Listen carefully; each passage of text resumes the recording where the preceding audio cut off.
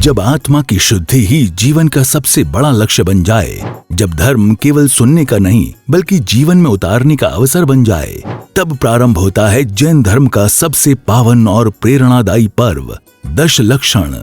दशलक्षण महापर्व केवल एक धार्मिक उत्सव नहीं बल्कि आत्मा को निर्मल बनाने का 10 दिवसीय आध्यात्मिक अभियान है। संत शिरोमणि आचार्य श्री 108 विद्यासागर जी महाराज के परम प्रभावक शिष्य परम पूज्य मुनि श्री 108 प्रमाण सागर जी महाराज सत्संग के पावन सानिध्य में दशलक्षण महापर्व के अवसर पर 16 से 25 सितंबर 2026 तक आयोजित होगा श्रावक संस्कार शिविर। इस श्रावक संस्कार शिविर के दौरान धर्म केवल सुना नहीं जाएगा बल्कि जिया जाएगा। इस शिविर में श्रद्धालुओं को मिलेगा मुनिश्री के प्रेरणादायी प्रवचन, दैनिक स्वाध्याय, धर्म चर्चा, सामयिक, प्रतिक्रमण, ध्यान साधना एवं आध्यात्मिक जीवन को सशक्त बनाने का अनुपम अवसर। कार्यक्रम स्थल गुणायतन मधुबन श्री सम्मेद शिखर जी। तो आइए अपने जीवन को धर्म, संस्कार और साधना से आलोकित करें। निवेदक गुणायतन एवं श्री सेवायतन परिवार। शिविर में भाग लेने के लिए अभी प्रमाणिक ऐप या वेबसाइट के माध्यम से ऑनलाइन रजिस्ट्रेशन करें www.munipramansagar.net। शिविर शुल्क 5100 रुपए प्रति व्यक्ति। सहयोग राशि जमा कराने हेतु बैंक डिटेल्स।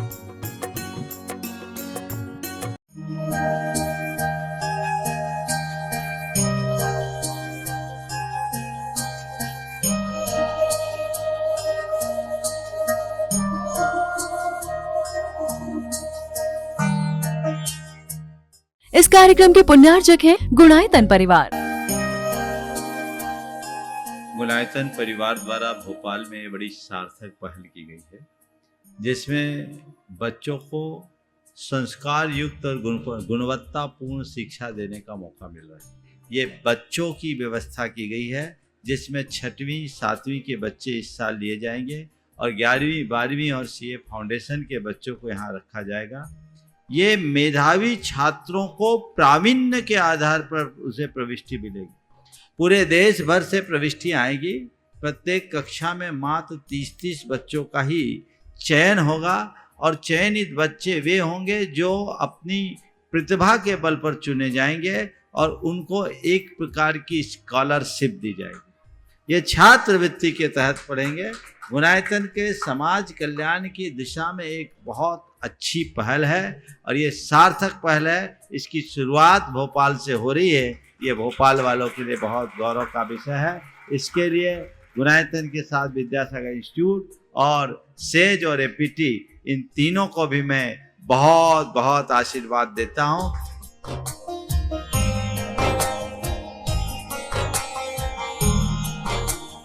एक आदर्श और व्यवस्थित दिनचर्या का लक्ष्य प्राप्ति में बहुत बड़ा योगदान होता है।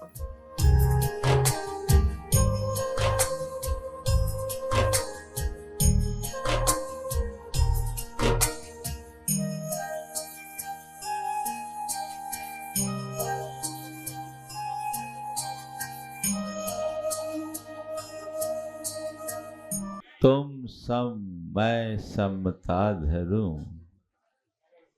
पार्श्वनाथ भगवान, सहज शांत निर्भय बनूं, ऐसा दो वरदान। पार्श्वनाथ भगवान समता के प्रतिमूर्ति थे, समता की प्रतिमूर्ति, और उनसे अगर हम कुछ पा सकते हैं तो उसी समता की प्रेरणा पा सकते हैं। विगत 2 दिनों से हम इसी संदर्भ में बात कर रहे हैं। सहज शांत निर्भय बनूं, ऐसा दो वरदान। कल मैंने बात सहजता की थी। आज शांत बने रहने का उपाय। आप लोग चाहते हैं कि मैं हमेशा शांत बना रहा? ईमानदारी से बोलो, चाहते हैं? पर 24 घंटे में शांत बने रहने की कितनी प्रार्थना करते हैं? बोलो। आज 4 सूत्र आप सबको दे रहा हूं। अपने जीवन को सहज, शांत और प्रसन्न बनाए रखना चाहते हैं। सबसे पहले सुबह आंख खोलते ही, जब सुबह उठिए आंख खोलिए, मन को प्रसन्नता से भरिए। क्यों भरिए? क्यों भरिए?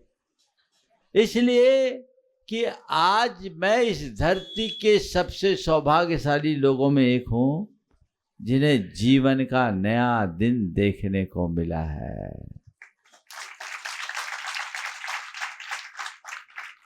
बोलो, जिंदगी से बड़ी कुछ है क्या? तो जिसे जिंदगी की सौगात मिली उसके मन में प्रसन्नता आनी चाहिए कि नहीं आनी चाहिए? तुम्हें 2 रुपए की गिफ्ट मिलती है तो खुशी होती है, अरे पूरा जीवन मिला, खुशी होनी चाहिए कि नहीं होनी चाहिए? होनी चाहिए। बताओ, जब आंखें खोलते तो खुशी होते हो कि ऐसे आंखें मिड़ते मिड़ते उठ जाती? आंखें मिड़ते मिड़ते आंखें खोलते हो तो दिन भर वैसे ही धुंधाते रहते हो। सबसे पहला काम, सुबह उठिए, मन को परम प्रसन्नता से भरिए। मैं ये रोज करता हूं। लोग मुझसे कहते हैं, महाराज आप इतने प्रसन्न क्यों बने रहते हैं? मैं कहता हूं कि मैं सुबह ही अपने दिमाग में ये बातें भर लेता हूं। अपने दिन की शुरुआत प्रसन्नता से करने वाला व्यक्ति पूरे दिन प्रसन्न रहता है। कहते हैं ना, जो सुबह सुबह से किलकिल करता है पूरा दिन किलकिल में जाता है। तो क्यों किलकिल करो, मन को प्रसन्नता से भरो, पूरा दिन प्रसन्न रहेगा। ये अभ्यास करिए।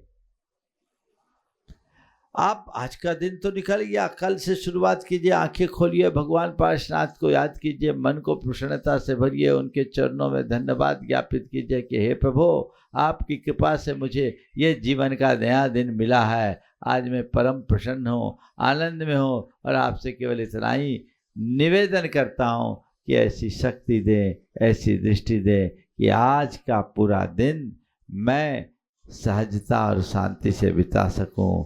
आज पूरे दिन मैं सहज, शांत और प्रसन्न रह सकूं। ये प्रार्थना कीजिए और लगातार आप 21 दिन तक करके देखिए, फिर इसका चमत्कार देखिएगा। ये प्रयोग आपको करना होगा। 21 दिन मात्र करिए। कितने मिनट लगेंगे? 1 मिनट भी नहीं लगेगा। लेकिन अंतर मन की ये 1 मिनट की प्रार्थना आपको पूरे दिन प्रसन्न रखेगी, पूरे दिन शांत रखेगी। मन में जैसी कोडिंग होती है ना, मन वैसा काम करता है। किसी दिन जल्दी उठना होता भी तो सब जल्दी उठे, नहीं तो यहाँ ऐसे ऐसे युवा बैठे जिनका अभी तक तो सूरज नहीं उगता, जिनका सूरज ही 10 बजे के बाद उगता है। ऐसे लोग भी होंगे, यहाँ होंगे ना। पर उनमें से भी ऐसे हैं जो 4 बजे उठ गए। सवेरे कैसे उठे? अलार्म लगाया था क्या? कहाँ? माइंड में अलार्म।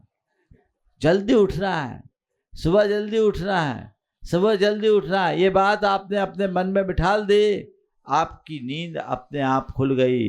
ऐसी सुबह उठते ही जो बातें आप अपने मानस में अंकित कर दोगे, मन पूरे दिन वैसा ही काम करेगा। छोटा सा प्रयोग। दूसरी बात, अपने आप को शांत रखना चाहते हैं तो प्रतिक्रियाओं से बचने का अभ्यास कीजिए। यानी चीजों को नजरअंदाज करने की और चीजों को बचाने की क्षमता विकसित कीजिए। आप अनुभव कीजिएगा, आपके मन में जो भी अशांति आती है, जो भी उद्वेग आता है, आप असहज होते हैं किन स्थितियों में? जब किसी ने कुछ बुरा बोल दिया, तब ना, अरे मुझे बहुत बुरा लग गया। चिपक गया क्या? किसी ने कोई शब्द कहा, वो शब्द आपके मन में चिपका, या आपने उस शब्द को चिपकाया? हाँ, तो ऐसी चीज क्यों चिपकाओ जो तुम्हें अशांत करे? नजरअंदाज करो, बाईपास कर दो। बोलो, आप घर में हो, एक तरफ से धुआं आ रहा हो, तो आप क्या करते हो? अपनी खिड़की खोलते हो कि बंद करते हो? हाँ, और पहले से धुआं भर गया हो तो क्या करते हो? एग्जॉस्ट लगा के बाहर करते हो ना, बाहर निकालते हो, यही करते हो ना। तो जिन बातों से मन में धुआं भरे, घुटन हो, पहला काम उस खिड़की को बंद करो। अब बाकी चीजें तो उसको एग्जॉस्ट लगा के बाहर कर दो। तालियां तो बहुत आसानी से बज जाती है, लेकिन प्रैक्टिकल में चाहिए कि नहीं चाहिए? देखिए, नजरअंदाज किया जा सकता है यदि हम चाहें तो, बशर्ते हम अपने ईगो को गौन कर दें। जहां हमारा ईगो हर्ट होता है वो चीजें हमें प्रभावित करती है, पकड़ लेते हैं। और जहां हमारा कोई ईगो नहीं होता है ना, वहां हमें कोई फर्क नहीं पड़ता। मैं आपसे एक सवाल करता हूं, कोई बच्चा आपको कुछ बोल दे, आपको बुरा लगता है क्या? क्यों नहीं लगा? कई बार बच्चे ऐसे अनर्गल शब्द बोल देते हैं जो बोलने योग्य कतई नहीं होते। आप सुन के इग्नोर, बल्कि बच्चे को और पुचकार के उसके साथ खेलते हो, खेलते। लेकिन वही बात कोई बड़ा बोल दे तो क्या हो गया? बच्चे की बात इग्नोर कर रहे, बड़े की बात आपको क्यों लग गई?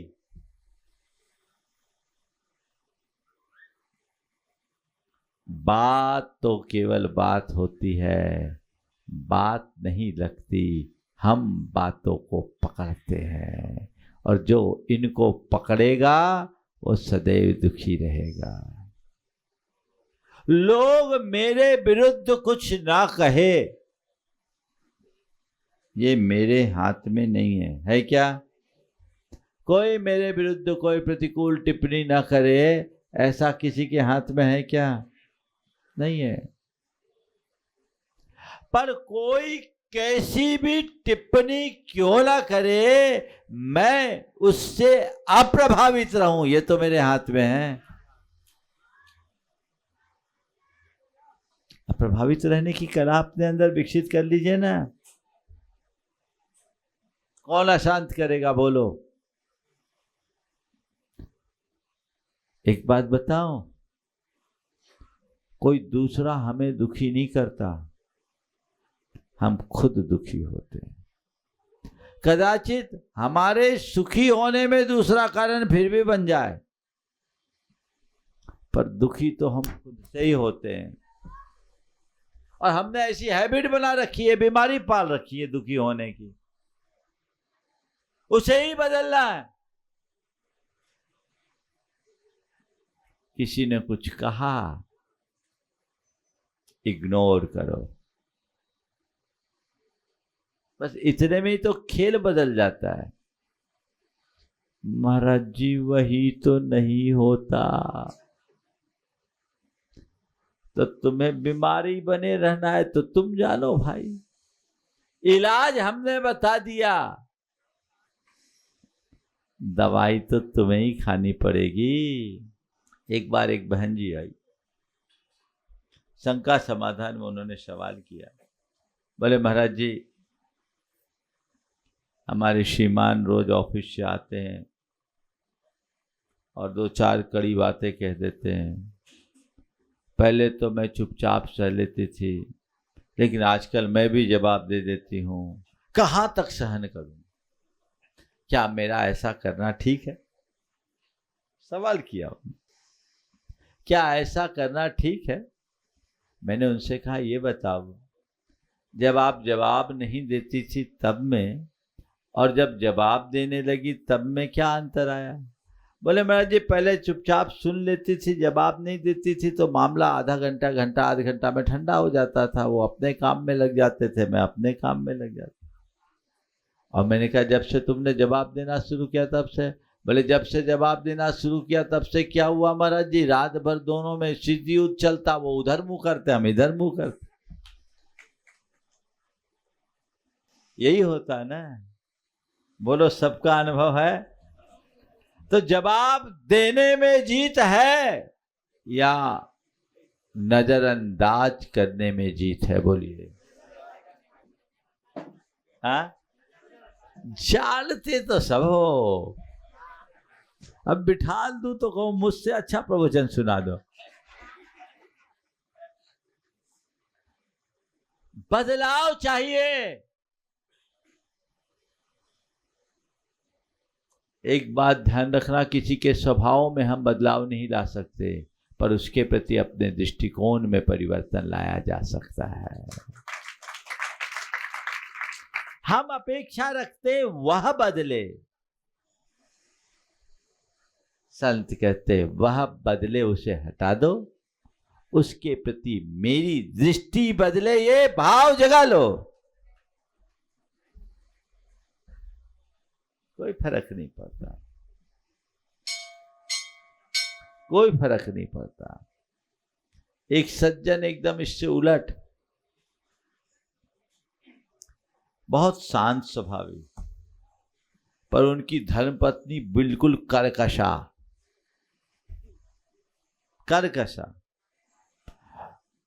कभी सीधे मुंह बात ना करे और अपने पति को तो कभी पति माना ही नहीं,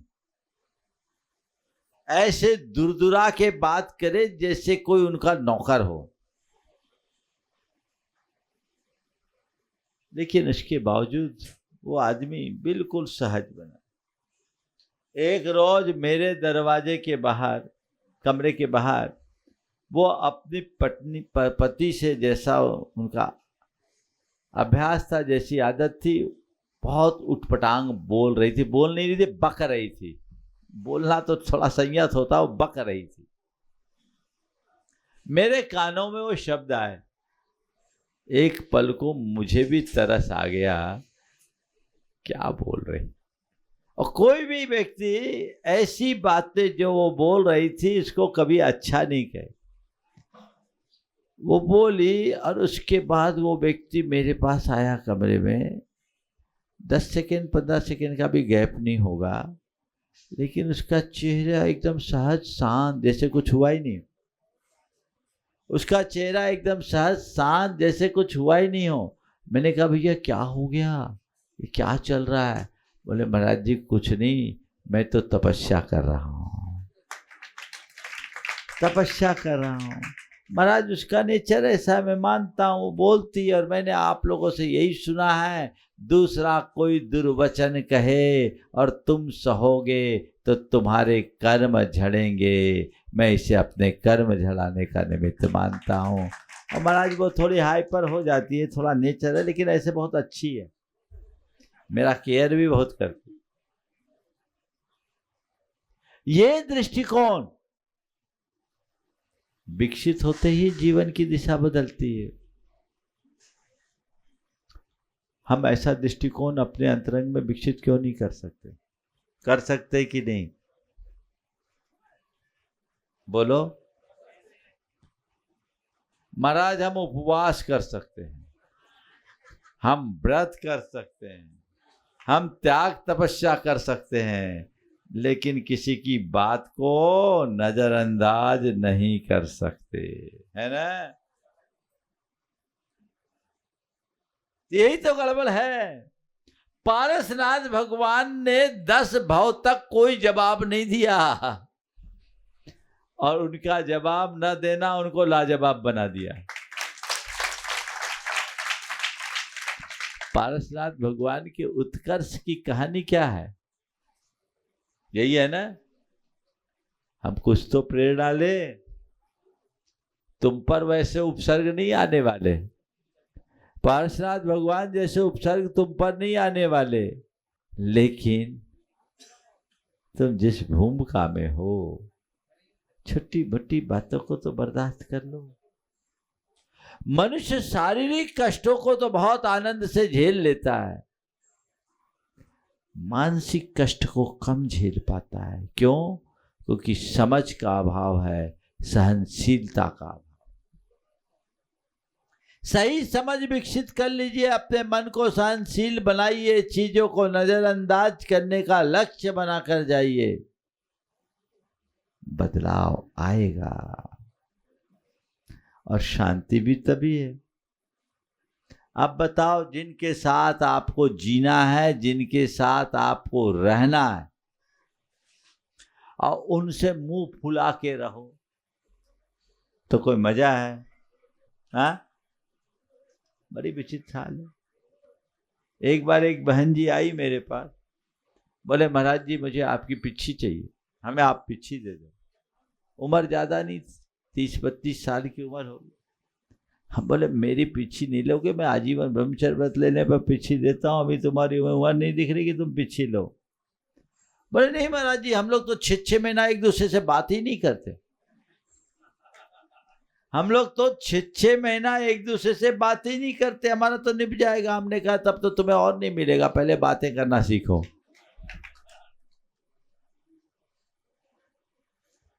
बदलाव चाहिए, नजरअंदाज करना है और बर्दाश्त करना है। सहन करो, समर्थ बनोगे, जीवन आगे बढ़ेगा, अशांति दूर होगी, जीवन मस्ती से कटेगा।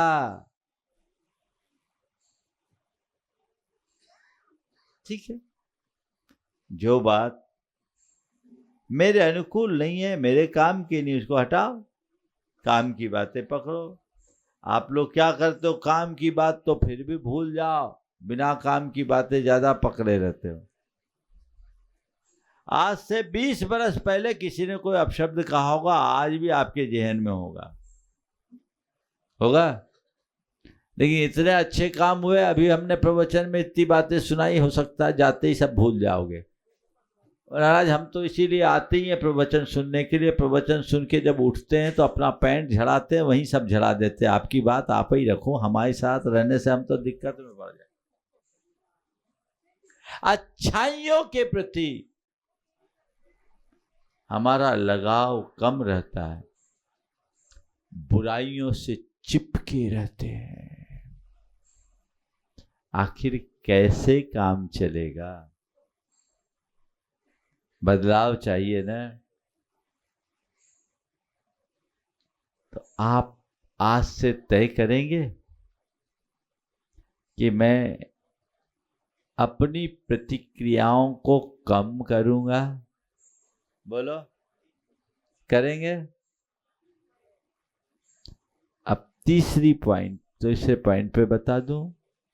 मुझे मालूम है आप मेरे सामने तो कहोगे कि प्रतिक्रियाएं कम करेंगे, लेकिन अभी यहां से निकलते ही कोई कुछ कह दे तो वही प्रतिक्रिया होगी।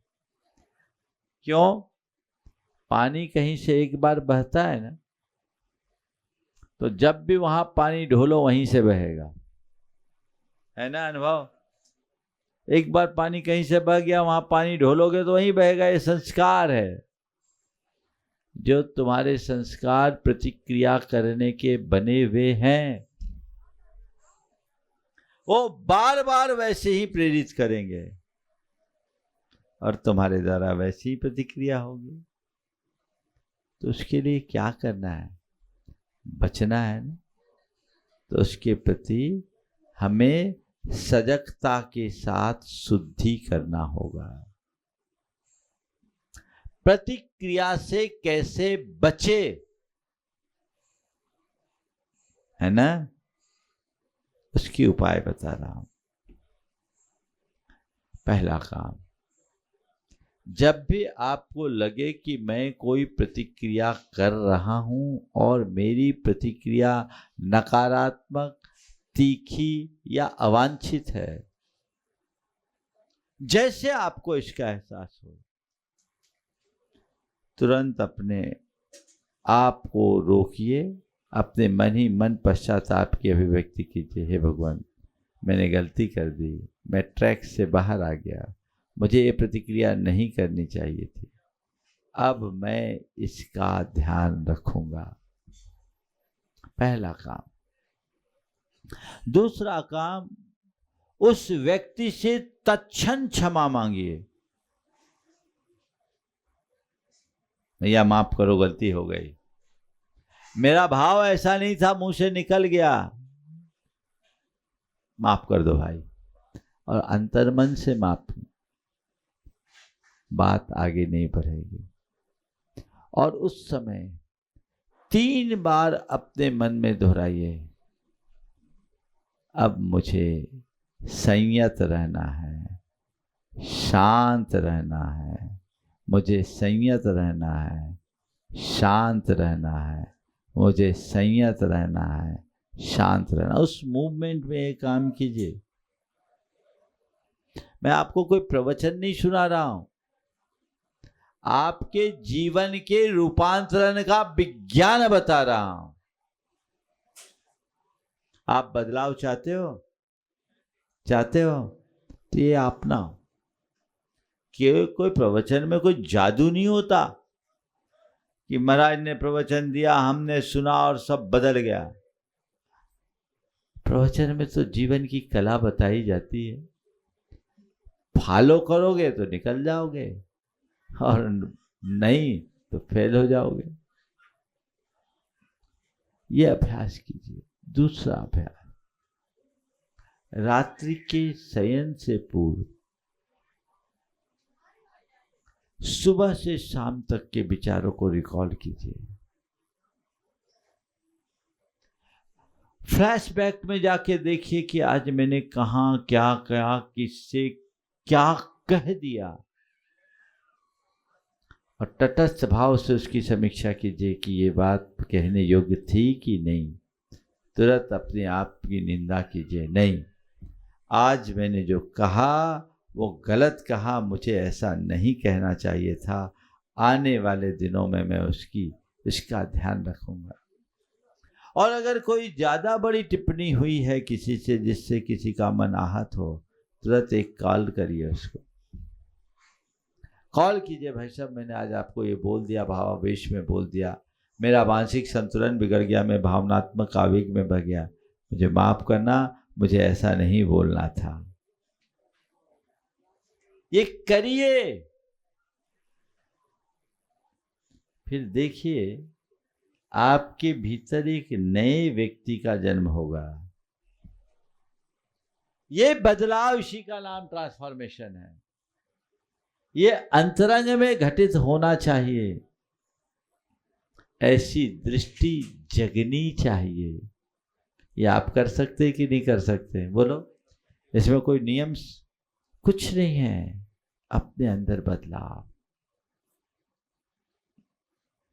और नियमित यदि भावनाएं करें तो आप सहज शांत बन सकते हैं।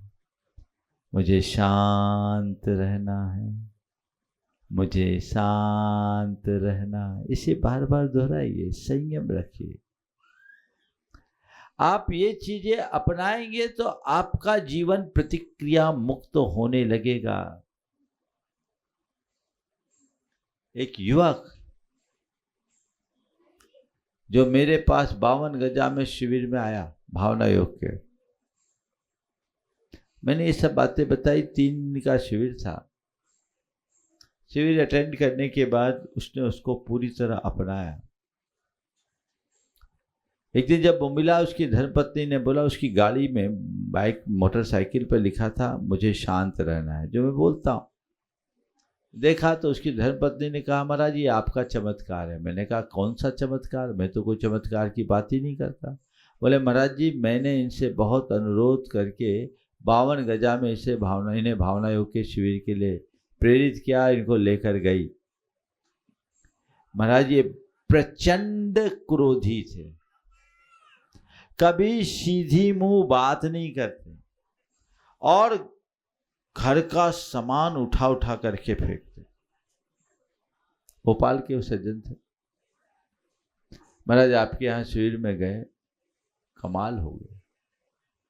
रोज भावना योग करने लगे और आप बोलते हैं मुझे शांत रहना है, मैं शांत हूँ शांत हूँ। जैसा आपने बोला वैसा प्रयोग किया। महाराज अब मैं बहुत गर्व के साथ आपसे कह सकती हूँ, अब ये शांत मूर्ति हो गए।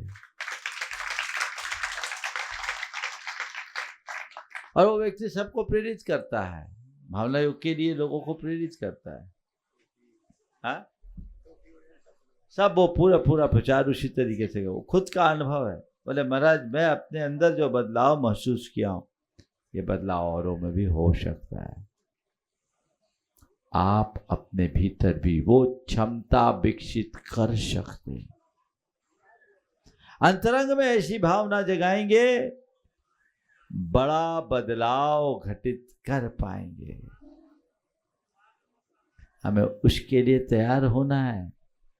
हर व्यक्ति के सामने रोज ऐसे निमित्त आते कि नहीं आते? वहीं तो अपना बैलेंस रखना है। और सबसे बड़ी विचित्रता ये है कि आप लोग अपने प्रोफेशनल लाइफ में तो बहुत ध्यान रखते हो, पर पर्सनल और फैमिली लाइफ में सब भूल जाते हो। ग्राहक से क्या कितना कैसी बात करनी है, बिल्कुल ठंडे दिमाग से बात करते हो कि नहीं करते? हाँ, लेकिन घर परिवार में देखो, एक उदाहरण देता हूं। आप रोज खाना खाते हो, पत्नी ने भोजन बनाया, रोज अच्छा भोजन कराती, आपके मनोनुकूल, धन्यवाद तो शायद ही कभी देते होगे। महाराज इसमें क्या धन्यवाद, वो उसका काम है। और किसी दिन भोजन कराए,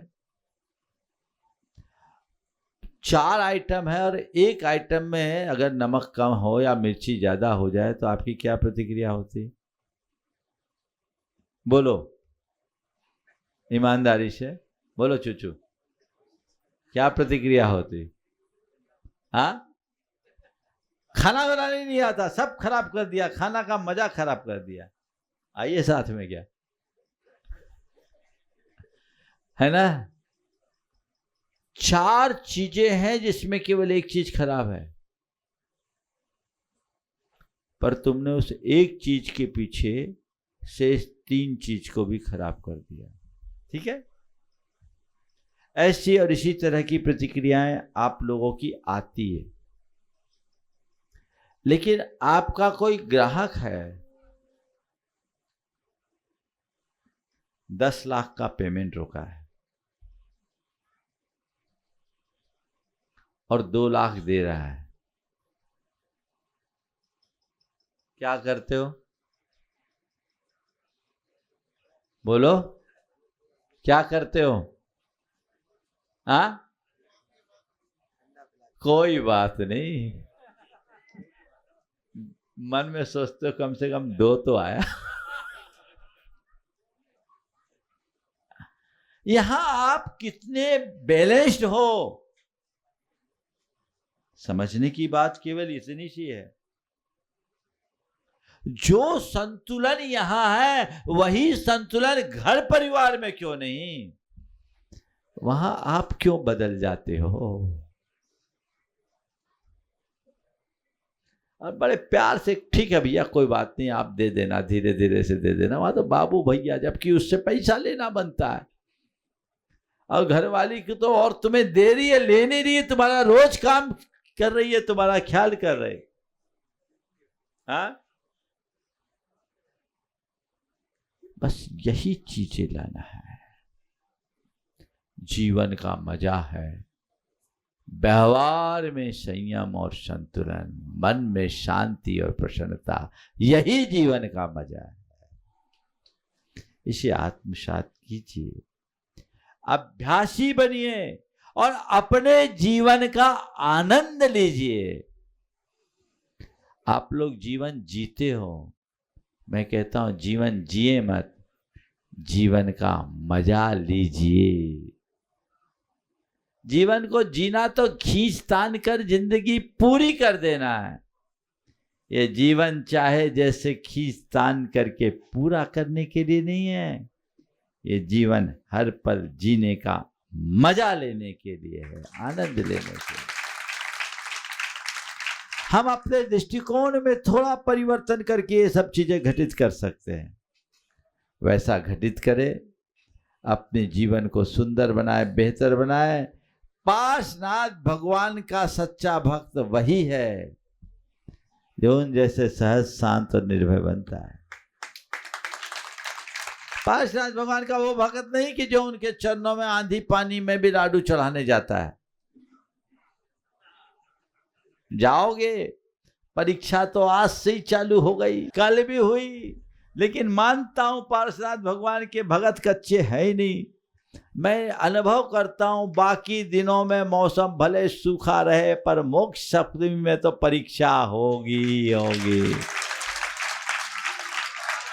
डरना मत, डटे रहना। लेकिन भैया, जैसे वंदना का लक्ष्य लेकर जाते हो तुम, वंदना के मार्ग में डटे रहते हो, वैसी अपने स्वभाव को बदलने का, स्थिरता लाने का लक्ष्य बनाओ और उसमें डटे रहो, तब पार्श्वनाथ भगवान के पक्के अनुयायी कहलाओगे। मनुष्य ठान ले तो सब कुछ हो सकता है। ठानना सीखिए, बदलाव लाइए, जीवन में तभी और तभी आनंद घटित होगा। आप लोग निर्वाण महामहोत्सव में खूब उत्साह के साथ जाइएगा। जैसा मैंने कल कहा था, आपके और दूसरे लोग जो इस पर्वत पर आ रहे हैं, उनसे आप बहुत शालीनता से प्रस्तुत होइएगा, उनका आप स्वागत कीजिए।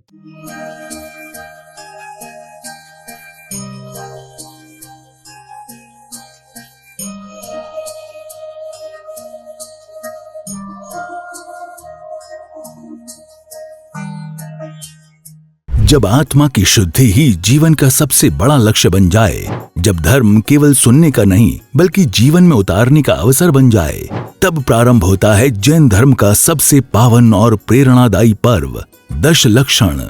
दशलक्षण महापर्व केवल एक धार्मिक उत्सव नहीं बल्कि आत्मा को निर्मल बनाने का 10 दिवसीय आध्यात्मिक अभियान है। संत शिरोमणि आचार्य श्री 108 विद्यासागर जी महाराज के परम प्रभावक शिष्य परम पूज्य मणि श्री 108 प्रमाण सागर जी महाराज सत्संग के पावन सानिध्य में दशलक्षण महापर्व के अवसर पर 16 से 25 सितंबर 2026 तक आयोजित होगा श्रावक संस्कार शिविर। इस श्रावक संस्कार शिविर के दौरान धर्म केवल सुना नहीं जाएगा बल्कि जिया जाएगा। इस शिविर में श्रद्धालुओं को मिलेगा मुनिश्री के प्रेरणादायी प्रवचन, दैनिक स्वाध्याय, धर्म चर्चा, सामयिक, प्रतिक्रमण, ध्यान साधना एवं आध्यात्मिक जीवन को सशक्त बनाने का अनुपम अवसर। कार्यक्रम स्थल गुणायतन मधुबन श्री सम्मेद शिखर जी। तो आइए अपने जीवन को धर्म, संस्कार और साधना से आलोकित करें। निवेदक गुणायतन एवं श्री सेवायतन परिवार। शिविर में भाग लेने के लिए अभी प्रमाणिक ऐप या वेबसाइट के माध्यम से ऑनलाइन रजिस्ट्रेशन करें www.munipramansagar.net। शिविर शुल्क 5100 रुपए प्रति व्यक्ति। सहयोग राशि जमा कराने हेतु बैंक डिटेल्स